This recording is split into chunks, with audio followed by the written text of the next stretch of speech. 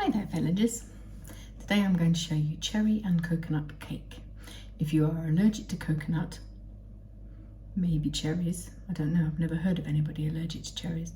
But if you're allergic to coconut, please ignore this video and go on to find a different one on my channel, because there are plenty that you wouldn't be allergic to. But this is a really yummy cake and I don't bake it often enough for my husband's liking, but he doesn't like coconut particularly, but he does like this cake. So join me as we now wash our hands, put on our pinnies and get all our ingredients ready. Part of the reason that I'm baking right this minute is that I have the oven on cooking tea, but it doesn't need the full amount of space in the oven. So today I'm going to be probably doubling the recipe, but I will get the original recipe to show up on the screen. So to start with, we need to cream the margarine, the sugar and the eggs. So we don't want that. I don't know why I picked that up first. Margarine, we need, you will need 150 grams of margarine, but I'm going to need 300 grams.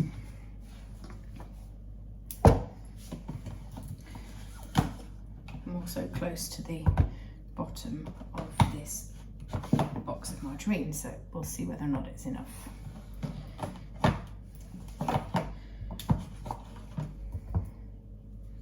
Oh, close.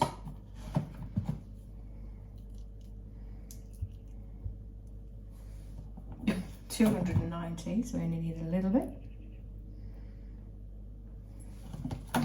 And then another little bit. Right, that'll do.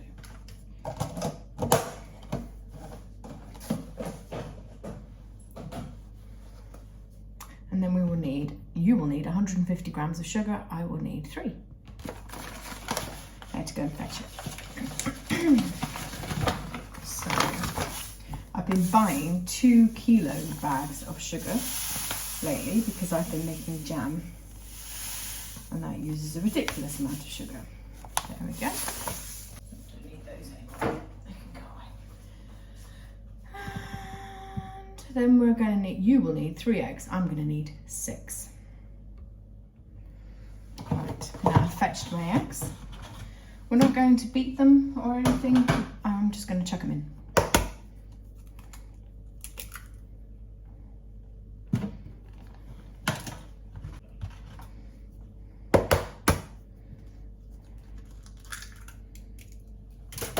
I've yet to master the trick of being able to open eggs with one hand. I'm just delighted I don't get the shell in.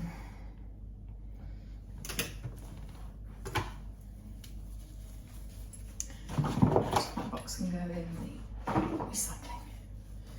So take the scale away for a minute and we're just going to mix it all together. So break your eggs up a little bit. And if your margarine is fairly newly out of the fridge, you may have trouble with it. My suggestion is that you pop it in a microwave for about 5 seconds, certainly no more than 10, and this will loosen it up enough. But do it before you put the eggs in, otherwise you'll end up with a very shocking mess. I think perhaps I should have done the creaming before I put the eggs in, but never mind, it'll all come up together. So because I'm making twice, there is a logic to why I'm making 2. I'm making a cake to take to a ladies' event at church the middle of the week. Today is Monday afternoon, the ladies' event is Wednesday evening, but I'm not going to have time tomorrow. But if I bake and my husband smells it, he thinks it's going to be here for him, so if I then take it away he gets very sad. So I'm making 2, 1 to stay here and 1 to leave the house. I find baking very therapeutic, but it does mean you then have to eat it all as well, which isn't good for one's waistline. Yep, I really should have creamed it together before I put the eggs in, because it's not smushing as nicely as I would like. But we're getting there. Good ASMR noises.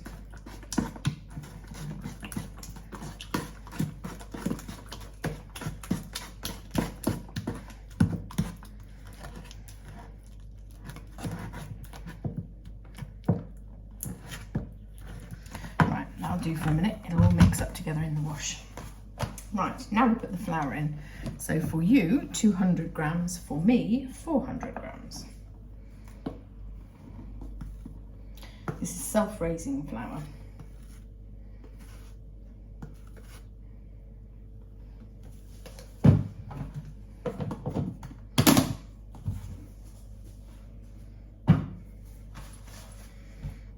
And then we mix.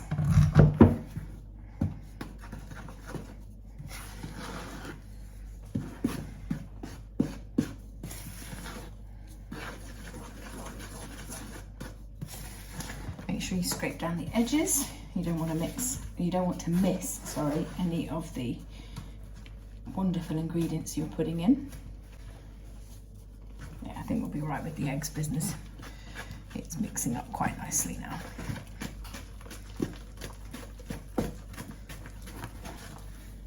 The recipe calls for half a teaspoon of lemon juice and 50 grams of coconut. We're going to weigh the coconut and then throw in the lemon juice.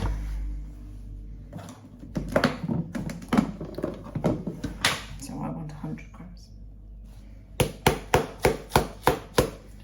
It's a bit like brown sugar in its consistency. If it gets slightly damp at all, it sticks together. There we go, 100 grams. I did have a spare packet ready, but we're not going to need that. And then we're just going to do a of lemon juice, of which I have loads left from all the jam making.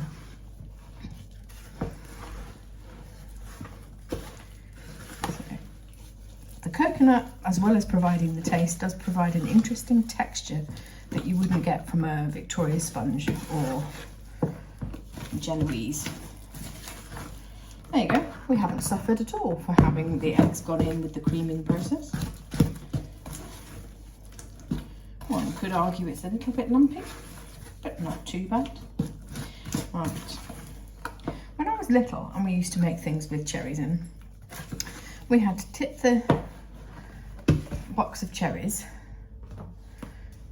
out and get ourselves covered in sticky stuff while we put them out on a chopping board.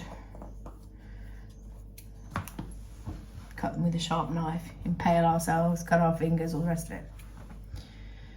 I don't know how old I was. I wasn't today years old, but I was definitely an adult before I took this approach.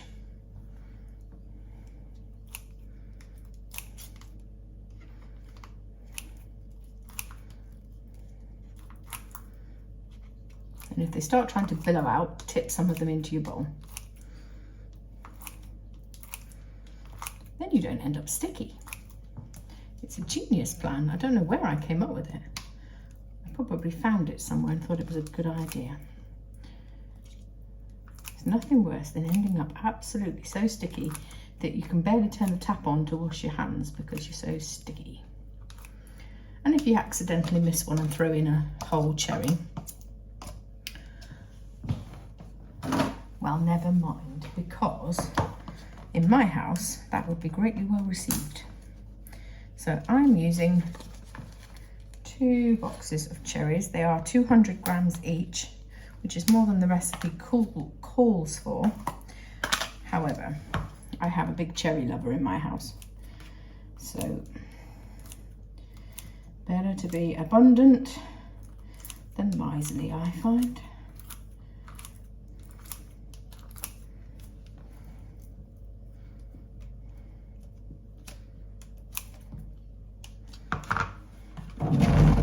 There you go, you can see them going in then.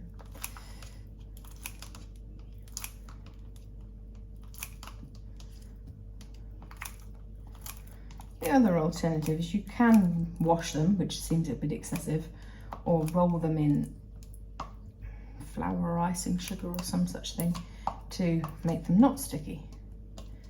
But the only thing that's sticky is this pot and these scissors. I am not sticky. And then they just go for washing up. Right, so here we have an abundance of cherries, bearing in mind I'm doubling the mixture. And then we're just going to mix it in.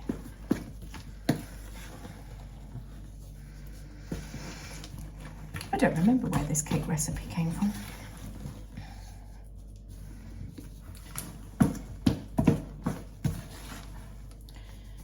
And it allegedly does 20 people, but I guess that depends on how you cook it, what shape your tin is, and how generous you're feeling. Do you know that could actually take more cherries if we felt so inclined? I think I'll save them for another day. There you go, that's your mixture. Now we're going to prepare a cake tin, maybe 2. So today I'm going to take a hybrid approach. A round sponge, spring form, that's what they're called, isn't it? Where you pull this back and the bottom drops out. And also a silicone muffin tin. Doesn't need to be silicone, it's just that way you don't need to worry about lining it.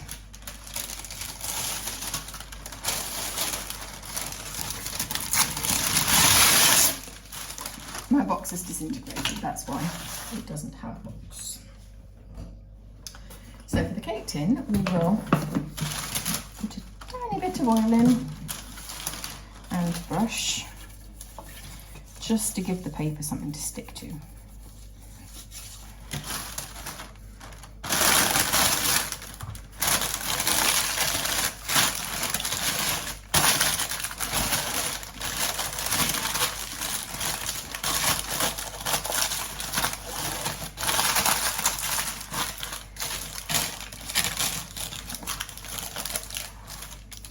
And then we pour in a bit more oil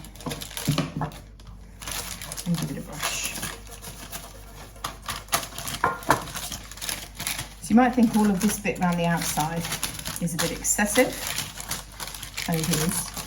However, if it starts to brown too fast, you can then draw the paper up around the top, a bit like you would for Christmas cake. So, using a spoon and a scoopy out device, I'm going to make sure you try and get some cherries as well, because they always sink to the bottom, don't they? Plop in the muffin tin. We're doing that one first to make sure we've got enough mixture.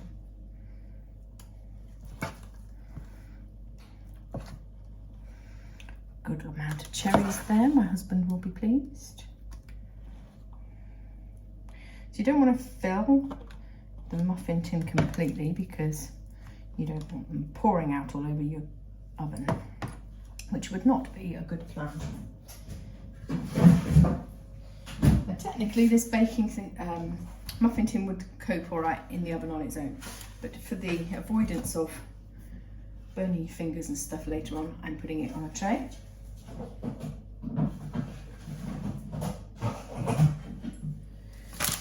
And then we're going to pour in, we might end up with a third cake. Oh dear, what a shame. Right, see how we get on. We don't need this spoon anymore, so we'll tidy that one up and stick it in the sink.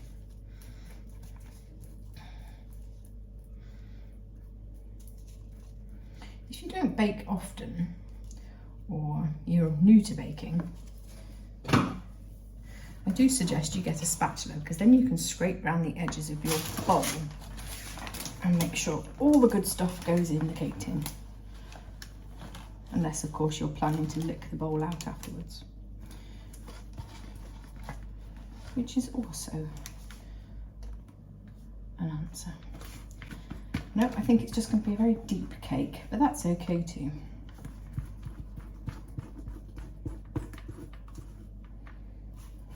So make sure you get everything from around the sides. In my house, scraping the bowl out is referred to as lollies, I don't remember why. But if I suddenly shouted now, lollies, my husband would come pegging down the stairs from his office to see what interesting things I would make him eat. Right, I can go over there a minute to get it out of the way. Right, can you see? The paper is trying to crawl in. So you just need to adjust that. Otherwise, the paper is going to be a bit of an odd shape. Right, put another spoon back. Make sure I've got all the good mixture. Right, it claims it needs an hour and a half to bake at 160 degrees C or 325 degrees Fahrenheit, gas mark 3. But that's partly because gas mark 3 is quite low, so it's a sort of cool oven, and it's going to sit here now until, actually, no, I have space for the cake. The muffins I'll have to go in when my potatoes come out. But the cake, because of the depth of it, does need at least an hour.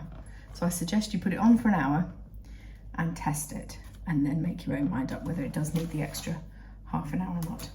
I will show you the end result when they come out.